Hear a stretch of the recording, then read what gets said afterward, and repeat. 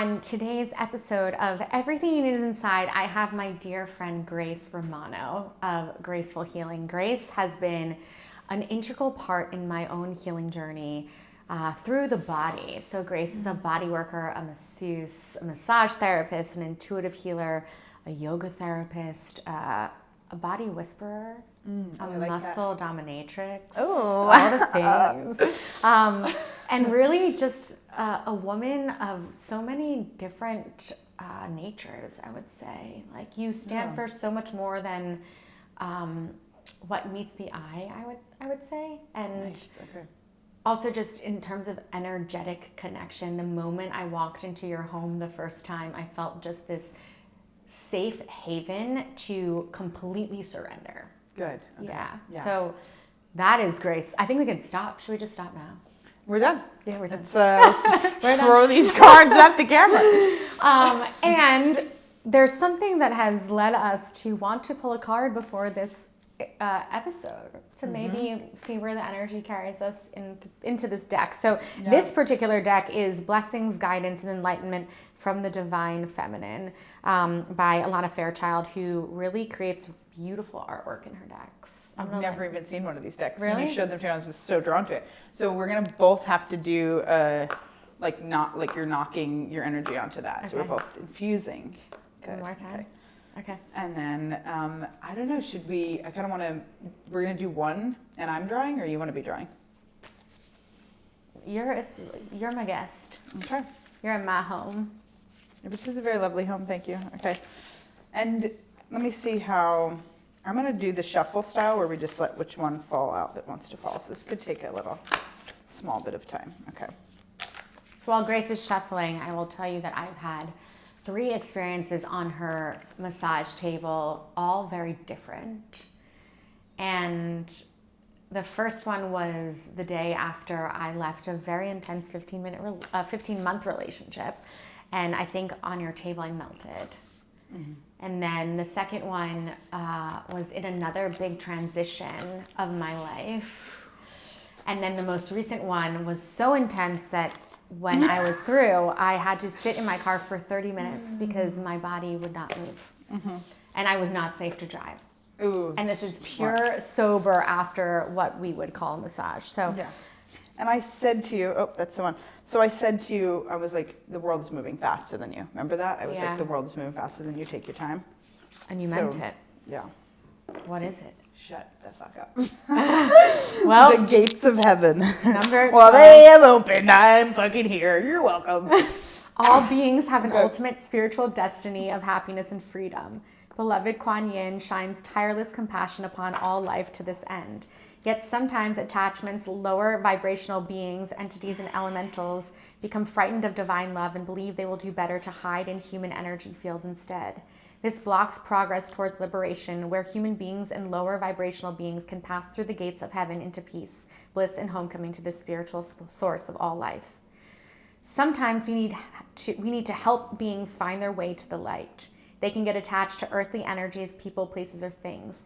Like trying to enter a forbidden city, they attempt to reside where they should not, within the light of the human energy field, rather than progressing spiritually on their own journey through the gates of heaven into a higher consciousness of bliss. Sometimes this happens because although the journey can occur to the consciousness of the lower vibrational being, it doesn't seem possible.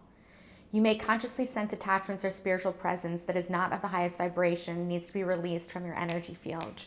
Or you may just feel angry, tired, depleted, or not yourself sometimes. This may be because of old energies that you need to release that do not belong to you, or even from energetic influences that are not a natural part of your energy field and can be released for the greater good of all involved. The healing process below will help you, even if you are unaware of the intricacies behind why you are feeling the way that you do. You may have just done a clearing, in which case this oracle is confirmation that it is working. Or if you have recently lost a beloved, this is confirmation that they are passing through and are at peace, but could benefit also from your loving prayers to help them on their way. This oracle may also indicate a psychic skill that you have in helping non-physical beings find their way into more peaceful consciousness. If you feel this may be the case, you would perhaps benefit from seeking out training from skilled practitioners who approach the task with love and kindness in their hearts. It is also a message that there is benefit in calling back to yourself all parts of you, that leaving any part of you attached to another's energy field out of fear is not going to help you grow anymore. The time has come to own your power and no longer seek to enter the forbidden city of another's energy field, and instead seek to pass through the gates of heaven and dwell in the palace of light within your own heart, beloved. I love that.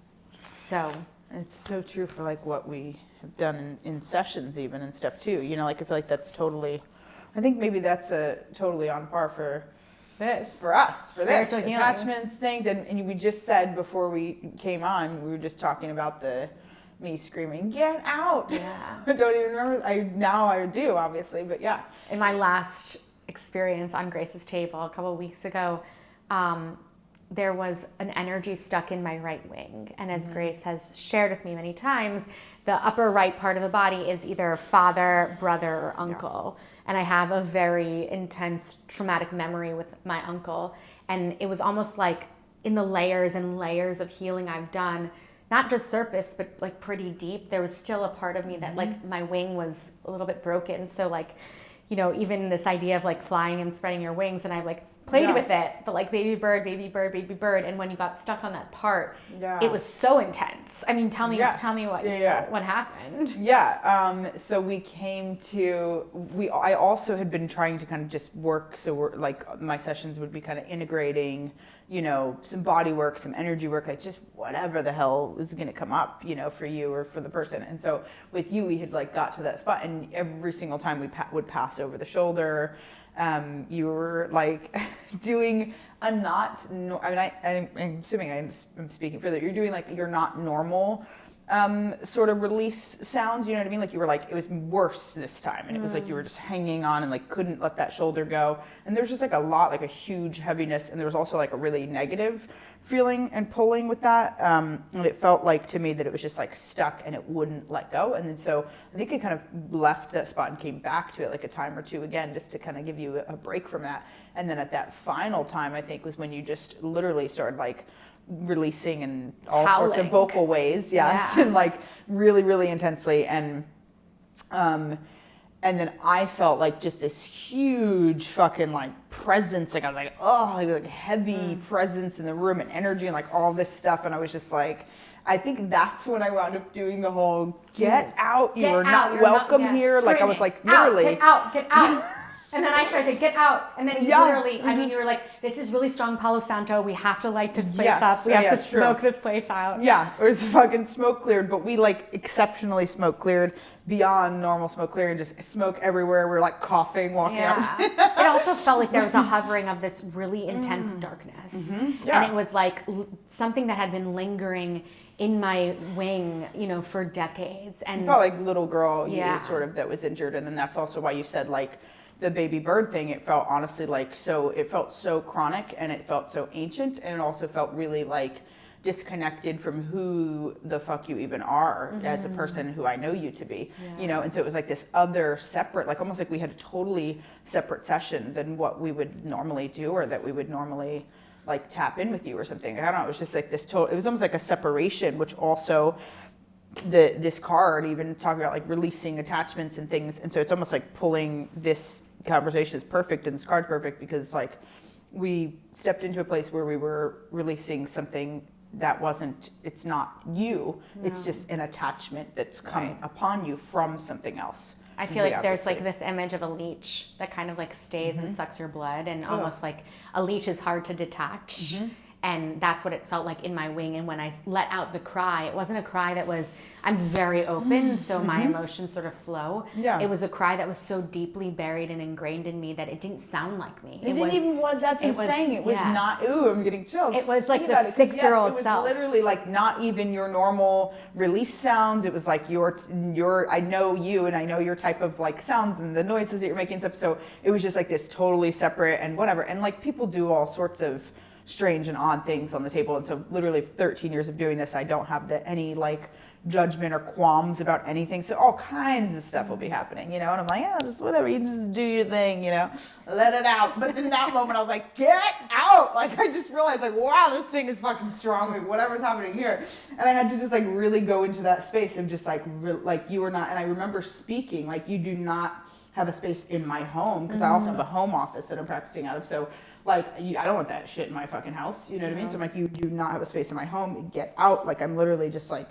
it was wild. super intense. Yeah. And I felt like normally we'd get to chat after, and it was like cut short, so I was just booked back to back. So you just reminded me of that today. And I mean, there was more to that, but I think with that entire intro that was so beautiful and intimate, speaking to what you do, you know, when I think of you and what you do and your gifts, like massage, bodywork, and when I speak to people and recommend you, I tell them these stories, and then we've spoken about, a lot of people go with this expectation of having this like wild experience, because I've been on your table 3 times, and the first time it was so psychedelic.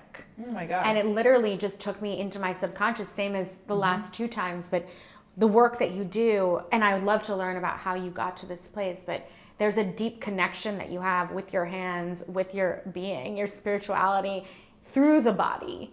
And I want to know how this came to be. So tell me your story. Okay. All right. So initially, like, I was raised, I have my last name's Romano, for God's sake. It's like very Italian from New York. And so we're, like very like Italian kind of family where everybody's just very caught up on like, religion and everything else. And so my mom always suffered with like serious kind of hip and like, which I now know to be like sciatica, like sciatic pain and sciatic impingement. And then she would constantly be walking around talking about how she's in so much pain and her hip is killing her and her back's killing her and all this stuff.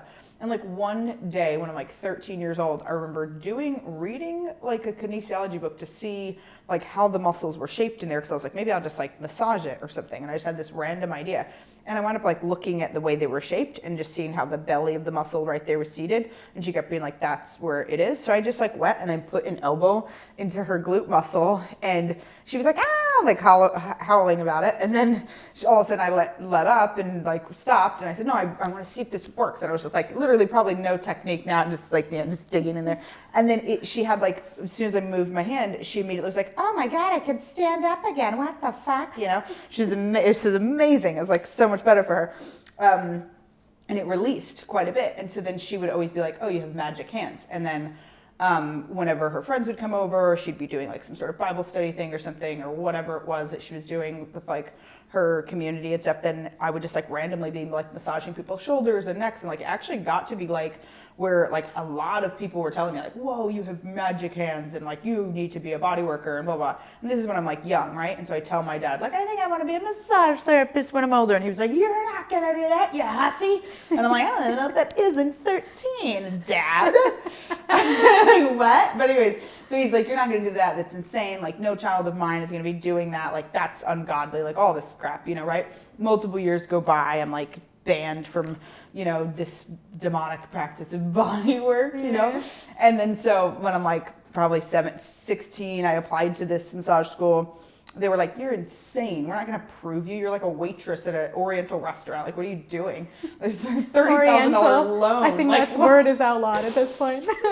Oriental restaurant. Oh, no. What would it be called? That's perfect. Keep going. Okay. And then so, so I'm just a waitress, Right. There's better ways than that. And then, whatever. So I like apply, and then I apply again, and then I apply a third time. And so finally, like by the time I'm applying for the third time to this school, and again, this is like sneaking behind my parents' back and be like, I'm just going to apply without them, and like really just somehow made this my goal to be like, I'm going to do body work. And especially if my dad said no, like, are you serious? Of course I'm going to go for that. Like you just told me not to, and now it's all I want to do. And so then, so I go for like that final time and apply, and the director of the school just comes walking down the stairs, and she was like, I'd like to talk to you. And then I go, I'm like, oh, I'm in trouble, but this is fun. At least I'm going in her office. And so I go with her in her office, and she's just like, sits me down, and she's like, tell me why on earth a girl that's, 18, 19, is applying to my school so many times. She was like, I have never had this. She's like, I've rejected you multiple times. What are you doing? And I was like, well, I just really want to do this, and you're like the only school in the tri-state area that's like the best, and you're the top rated, and I've researched your school, blah blah blah. And she was like, okay, well, this is ridiculous. You start Monday. And she shoved all the like this books and stuff to me, and I was like, oh, it's just so pumped. Yeah, and I got it. And she literally approved me for this massive loan on my own, and I'm so grateful to her. And she kind of just like took me under her wing, and just the whole entire time I was in the massage school, she just like, I don't know if she does this with a lot of people or whatever, but she just like, man, she just poured into me. And so like, she'd be like, hey, I'm paying for you to go to this landmark forum, which is kind of like a Tony Robbins, like a yes man kind of thing. Yeah. Go to that. I'm like, fuck yeah, of course I'm going to go. She's like, she offered me all the things that she thought would be beneficial to me as a therapist. She had me doing like all sorts of trauma, EMDR, therapy work, like all this stuff. And was like, just open yourself up to whatever and see what you learn. Then you can share with clients and stuff in future. And there was one time where she just like had me do an somatal emotional release therapy session, which is what we would call that. Like somatal emotional release is John Upledger's technique. And he's the one that kind of created this like rocking and like very like cradling to release big grief emotions. And she asked me like, do you just want to like act as the person to be a model in front of the whole classroom for like 60 people and go through like an actual trauma release that'll look slightly like an exorcism? And I was like, yes, sign me up.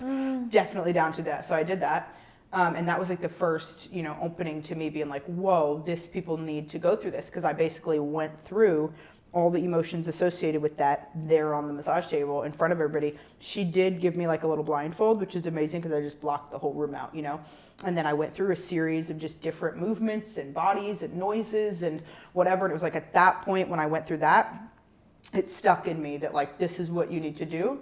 And this is what you're going to offer to people. And you're going to integrate this in some way. And like, it just kind of tucked into my bones as like, I want to be like a trauma therapist, and I want to like work people through massive things that were supposed to damage them, but they come out like a phoenix. And at the end she said that to me. She was like, you're a fucking phoenix. And then she literally just like ended the session and walked out, and that was it. And I kind of took that big blessing from her and all of that knowledge, and that's how I got into it. Yeah. And it's so interesting to learn that, because now putting together the dots, like even in this one session, after we swept out, I believe, my uncle's spirit, and especially from this broken wing, you turned me over, and there was something intuitively that made you want to cover my third eye. My eyes were covered, and then my throat.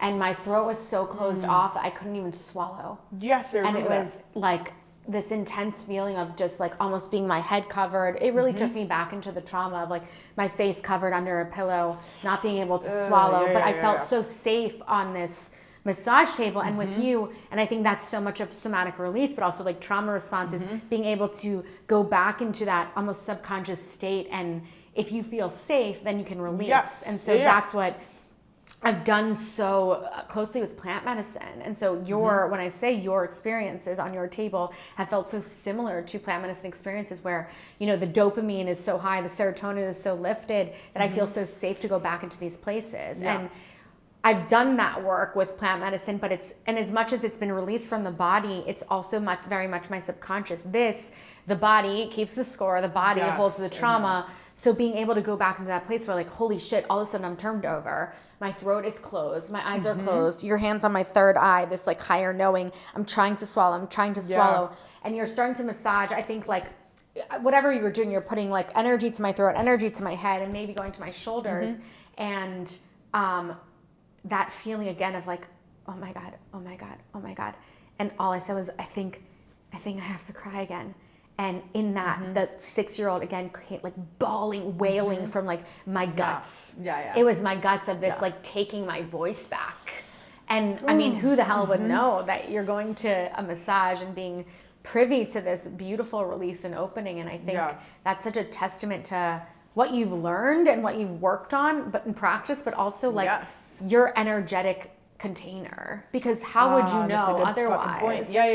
Truth. So I'm curious, like what you experience when you're in session. Is it just pure like as much as you go into the body, like you're in your own body enough that you just trust, or how does that feel? Well, a lot of the times before I start a session, I'll come down to either hands, feet, hips, glutes, whatever, and I'll kind of start off opening the session with like hands on somebody in an area, and I literally will call in like drop ego, fuck myself for a second, this is your session. So ego's dropped. I'm stepping out of that and I'm calling in like activate.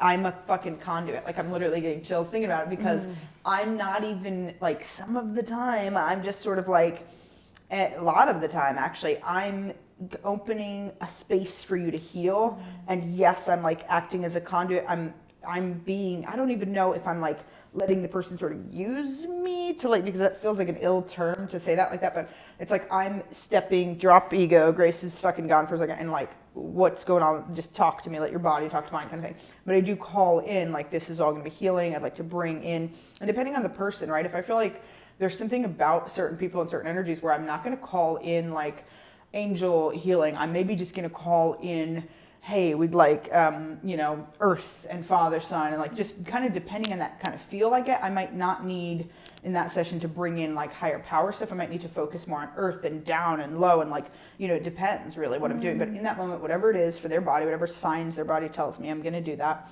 And I'm going to call that in and I'm going to step aside. And then that's at the start of the session. And then kind of as I work, I really think I'm just like I'm being super open to whatever things we might discover, and I'm not trying to have too many attachments. I think it's fun and nice and doable to have like a 90-minute kind of session that's our goal, right? Like a 90-minute deep tissue. And just if all else fails, I don't want to even say that term, but if all else, you're just getting a badass deep tissue session. So I'm going into it just being like, yeah, here's this badass body work. But at the same time, as I go over an area, or there's just an energy, I'm going to feel a holding, I'm going to feel a stuckness, something. And sometimes I'll be starting the massage one way and we go a totally different direction. All of a sudden we've been here for 25 minutes doing some cranial sacral work and whatever. And so we're kind of just jumping around and letting it's like body led, body work. And then you asked kind of what I'm feeling.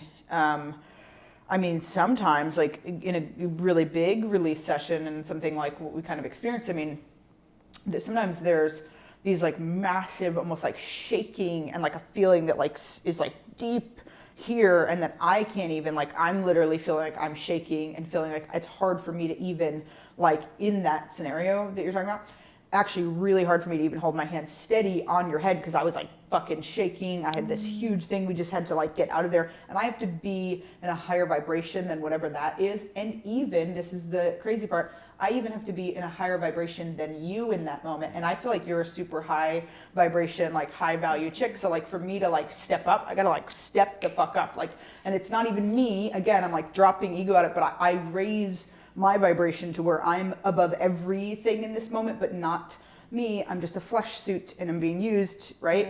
But like I'm pulling in this highest dimension energy for this session to end with us both on top, as opposed to this, let's say it's this right shoulder thing taking over us both and wiping us the fuck out. Now it is gonna wipe you out. It's gonna wipe me out. It's gonna like put you on your ass in your car for 30 minutes, you know?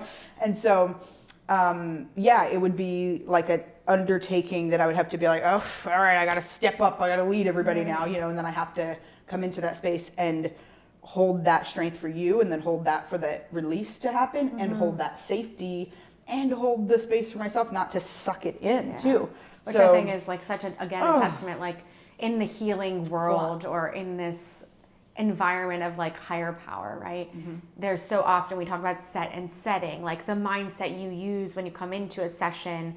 This is typical term of like psychedelic assisted therapy, but the mindset, and then the setting, the environment, the music, the lighting, and this idea of holding space. So as I said the first time, and I'm an open vessel, right? So I'm highly sensitive, but I can feel everything and I'm intuitive. The moment I walked into your space the first time and kind of just like fell on you and we hugged. I love that. It was just this idea of like, whoever this woman is, she holds space. And I also, in that first session, not the recent one with my wing, when I laid down on the table, there was a moment in our first session where you were doing your work and the music was beautiful. But because I've had so much trauma and I'm very protective of my body in this, at this moment, there was a moment where I backed away from you and you felt me resisting you. And your work, as you told me later, was I felt you pull away. And in the moment you felt me pull away, you knew, I was thinking to myself, is she safe? How do I know I'm safe? Where am I? Why am I here? And so we went through the session and we talked about it after, and you were like, I felt you resisting me, so I softened up. And then I, using a softer touch, I wanted to let you know that you were safe. So you were, as like this body whisperer, like telling my body like, it's okay, baby girl, like I got you. So such a testament again to your gnosis, to your knowing of like how to hold space, because this idea of set and setting, mindset and setting, but also as this leader in this environment, like you are the conduit, right? And you are why someone could come in and feel so open and also shut down, but like you are orchestrating the energy, right? It's so much greater than what you're doing with your hands. It's so intense though to think about. Like that feels so like when you say that, I feel that imposter syndrome creep up of like, whoa, that's enough. Settle down. No. But yeah, no, that's beautiful. Thank you. And I feel like in tuning into that part that you said about when you were pulling away from me, I literally remember I actually said to your body, hey, it's okay. Now it's cool. We'll just go over here and I'll kind of come back to that. Like I was literally like talking this whole conversation of like, hey, it's okay. You're safe here. But I did say to your body in that first session multiple times to your body, not just that one moment when you noticed it, multiple times throughout, I had to keep reassuring your body that like, it's safe here. You're okay. Nothing's going to happen to you. And that's also why I go over so much of my space with you when you get there, right? Like I'm very like, okay, and then over here, you're going to be here. And then over here, you see that I have this here and yada, yada. You know, I like go over everything. You could definitely have been a flight attendant or an air traffic controller. Like, oh, because of the hands? No, or like, it's very. What's her name? Vanna White. Can you guys give me something to hold? No, but I think that was actually the first thing that I noticed about you before I even met you was in preparing for a session, you send a video that really, really delineates boundaries. And you ask for a copy of your photo ID, you want a deposit, like, and as a woman, I had such respect without ever meeting you for what you were requiring for me to work with you, because you're saying like, this is what I need. And just to set such an example for me to be like, wow, this woman, she doesn't take no shit, right? Like it was like so, and it was such a beautiful, like representation of how to hold space for yourself. Forget about me. I wasn't even in the equation. And so I just had such deep reverence for a woman who could stand up and say, hey, this is what I need. This is what I require. And so automatically, I think there was such a sense of trust, because maybe a former version of me or people I might know would be like, this is too much. It feels complicated. And I just saw it as like, fuck yes, for someone who requires that for their own like exchange of energy, because what you're doing, as much as I'm receiving, you are too. Like the body, the massage, it's a conversation between two people. It is not one-sided. I am not the only one receiving, because you're also having to have proper boundaries for the energy I'm carrying into your home. Yes, and like I said, and that's why the whole like the last session. Get out. You are not going to stay here. But no, that's so that's really just vital to hear that, I think too. And then also like, I think if more people. My God, if more people could like hear this and hear, how maybe this makes me want to immediately like, as you're talking, I'm like, I just want to educate like every therapist in Austin and anywhere to be like give safety to people. Because that's the thing. That's really the biggest piece of this, right?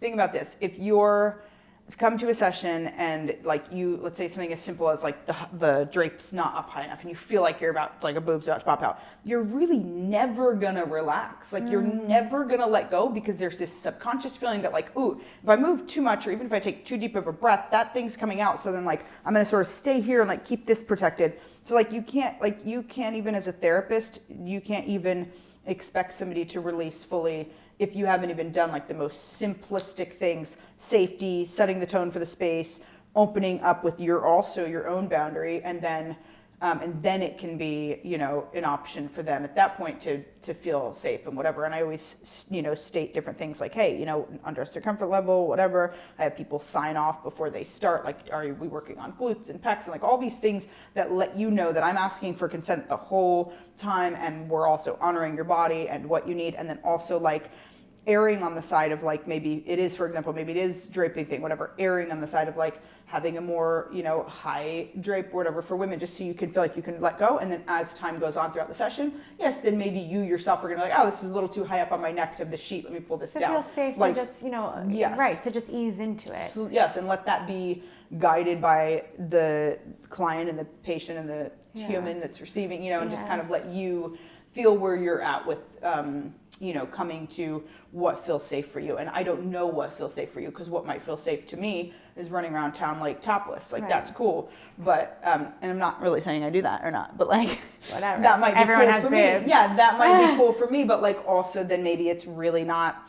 It's very uncomfortable, and somebody even hearing that would be like, "Oh, that's what?" It's so interesting though, because we talk about like your meat suit, my meat suit, like in this, or you said some other bodysuit. I call you call it a flesh suit. I call it a meat suit. Mm-hmm. But the irony in that is that like that's actually like your canvas.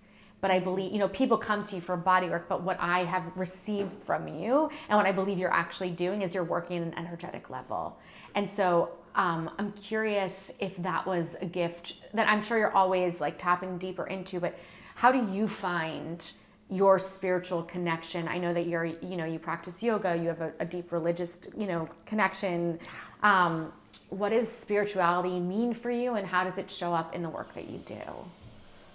Oh, that's super loaded. I think that I was raised super Catholic, then super Christian for a while, and then kind of like Baptist-y, and then Pentecostal. I've like tried them all on, and then there's a big chunk of my life where I kind of just denied any kind of maker and was like, deny your maker, and went with that route, and so didn't really believe in anything and then I came to, after some massive like car wreck that like put me in a coma and all this crazy stuff, I like came to this space of like, no, I actually think that there is something here with this universe and there's something in this world. But what I do notice that I kind of do tap into, I feel like God is without name. And so, and if God is divinely inside of every single one of us, then that would mean that there's actually many types of religions. We can all be speaking about God, and we're talking about our own version of what God is. Because again, if you and I sat in the same exact church service or whatever, we're receiving a totally different thing from that message and from that speaker and from that room. Like, I don't live in your brain. I have no fucking clue what you're receiving. Like, I don't even know. But for me, I'm receiving this. So great. I'll take that, leave the rest for someone else. Maybe the rest for someone else is you, And so I think that I receive a little bit of every type of religion. And so that's kind of for me what spirituality means. And then I can see, I'm very like, because I have a Libra moon or something in my chart, or somewhere in there I've got a lot of scales tipping. And so I'm very like, well, I can see your side and I can see their side. And I totally get what you guys are saying, like very pragmatic. And so I feel like for me that I would kind of take a little bit of everything and believe a little bit of everything and be like, okay, I see. Because in the end, we have no fucking clue what any of that meant, and we don't even, we don't know. I don't know. Just believe in a higher power. Yes, and what we think it is. And so, I'm going to try my best to like honor that also with my son. I have a little 9-year-old. And I'll try my best to be like, well, what do you think? Because I think Buddhists believe this, and Christians believe this, and Pentecostals, and so what do you think that means? And he'll be like, well, I think, and then he'll have some crazy story about like, where's it all little God babies in our bellies? And we just, I'm like, fuck yes, dude, let's do that. Be a God baby today. And then he'll be like, I activated God baby at school. And I'm like, okay, well, I don't know but they didn't mean punching your friend in the face.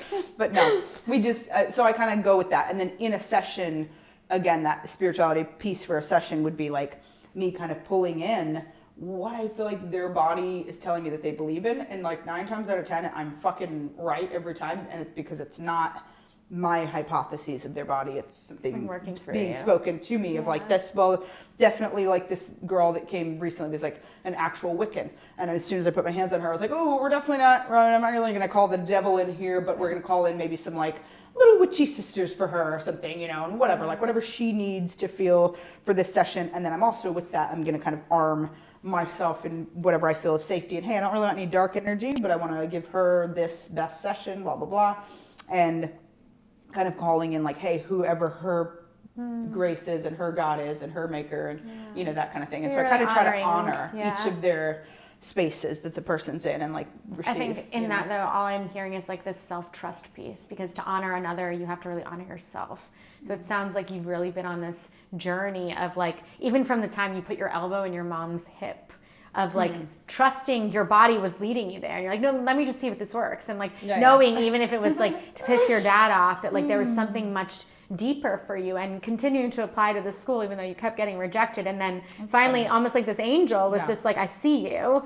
Yeah. Okay, little girl, like, you want to play? And then she really invested in you. But ultimately, it feels like the thread was like, you let trust take you exactly where you need to go, as like long as your journey has been, and into each session, because you have to be in trust to let people in your home, right? That's a to good let point. energy into your space, and to know that your energy carries almost like a gratitude or like a gravitas of weight that can almost like, I hate to say it, but deaden any energy that might not be for your highest power. Yes. Right? Yeah. So what does like self-trust look like for you on a daily basis? Is it a practice? Is it multiple practices?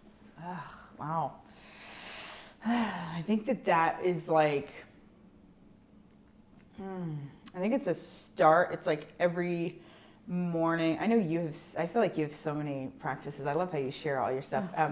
You have a super like, I think like very, your morning practice feels like way more calm and, gentle. And mine approach is like, okay, let's go, coffee. And then I do like a lot of like, lately, so I usually find like a song or something in the mornings, and a lot of times it's some sort of like Indian spirituality song with a mantra that's being chanted over and over, and I'll like play that, and I'll get things ready, and I'll greet my kiddo and that sort of thing.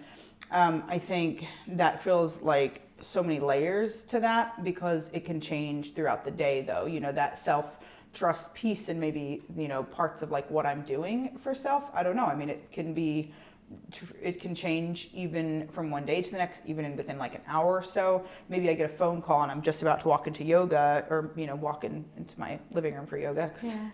And, maybe I'm getting ready to like turn on all my video cameras and crank up all my lights, and I'm getting ready to record that session because I'm sending it to a client or something. And all of a sudden then maybe that self-trust is shattered with a phone call of like, oh, well, you said it could be something simple, right? Oh, you forgot to pay this bill, and it's the person calling, hey, whatever. Like, oh my God, I was that busy that I literally didn't pay my car payment. What the fuck is wrong with you? And then you go into that interesting headspace of like, why does missing a car payment activate that? Such a weird, deep sense of like distrust in self. So I don't know, that's a big one. I think that's what I work for every single day, is to be trusting myself.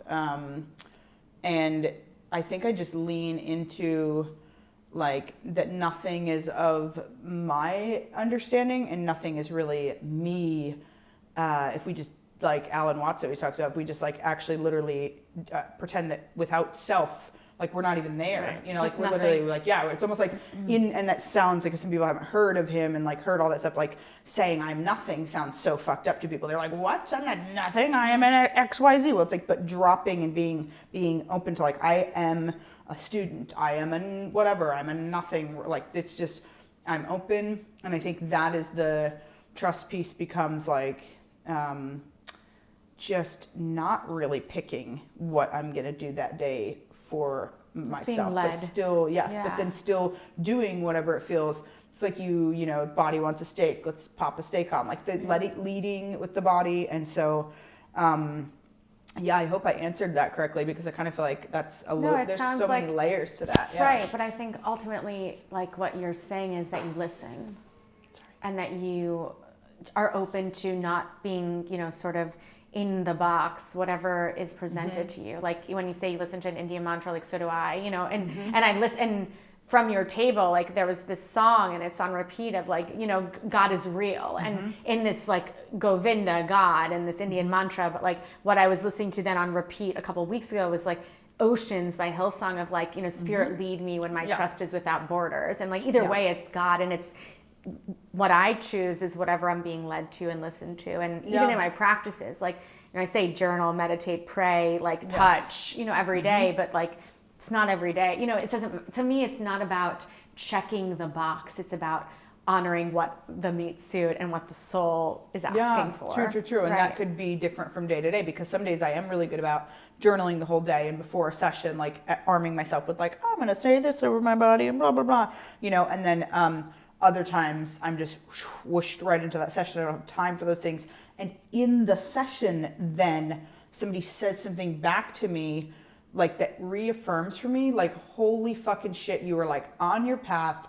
you have this God-given, amazing fucking ability to like help hold the space for others. And I'm just like comforted by that. And in that moment, that is the fucking self-trust that is coming from outer.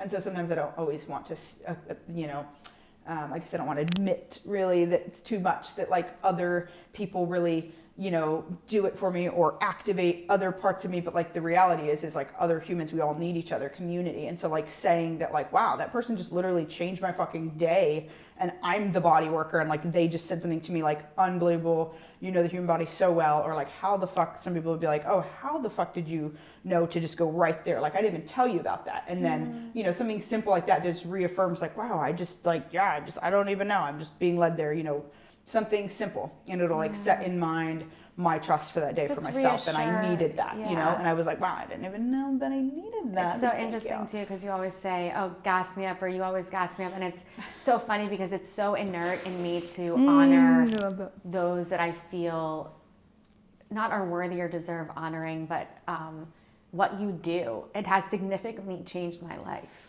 Wow, and I've been on your table 3 times, and I've met thousands and thousands and thousands of people and have had conversations with all sorts of walks of life. And there was something about coming to your home the first time when, the most incredible healer from a shamanic perspective is off the same exit of the highway, and I make a right, and I was on your way to your home, and I made a left, and I was like, I know that this is going to lead me somewhere new. Yeah. Because I've worked with her for so long. This is a different experience. And in those 3 hours, they're 90-minute sessions, so for 4.5 hours, you've significantly changed my life, my journey, my connection to my body, and that's a big one. The spiritual container that's both held around me and within the meat suit I'm carrying to really release dormant energy that has significantly held me back in my life. That's the same. So I don't know that I could ever show you enough grace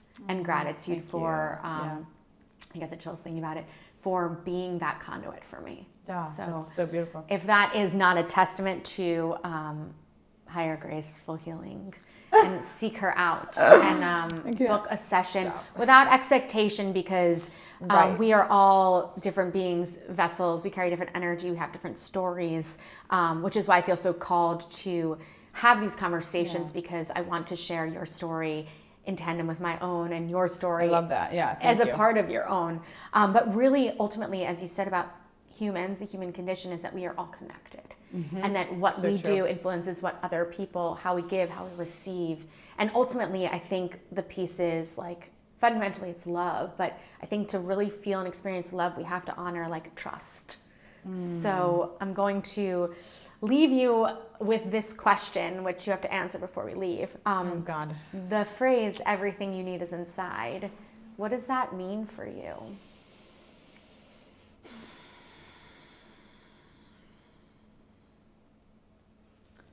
I mean, wow, have you asked everybody this one? Just you. No, I'm kidding. Okay. I think, honestly, it is just, if it was given, if somebody said that to me, I would be like, okay, like that's so cliche, but like also on just a really simplistic level, I think it's in the cell, it's given to us in the cells of our body. So when people say the whole, everything you need is inside of you, I think it's just like I didn't choose this, I don't think. You know what I'm saying? Like, I don't ever believe that I ever was like, I want to always be, like, I didn't even like plan this. It's just kind of one fucking elbow and then boom, and so it's just been like somehow just built into me and has been given to me, and then I have to honor that, and it's part of my design as a human. So I mean, I don't know if that's a good. No, I think it's beautiful, and I think you provide it with such grace, and to the extent that being that we met, and then I felt so called to join you in this religious experience, to go to church.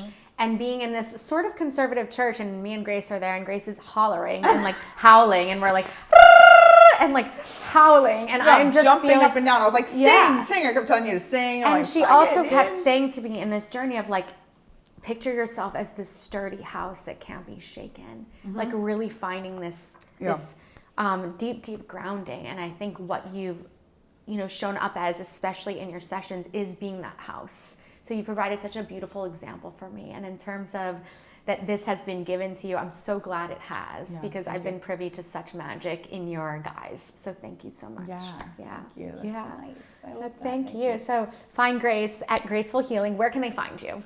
Instagram is at graceful_23, I think. I'm not really sure. At Graceful Healing. Okay, graceful_healing 23. And then, honestly though, if you just literally typed in Grace Romano LMT, you would be able to find, Google pulls up many a thing about me. So that's a lot. Yeah. Well, thank you so much. Yeah, thank you. Thanks for having me.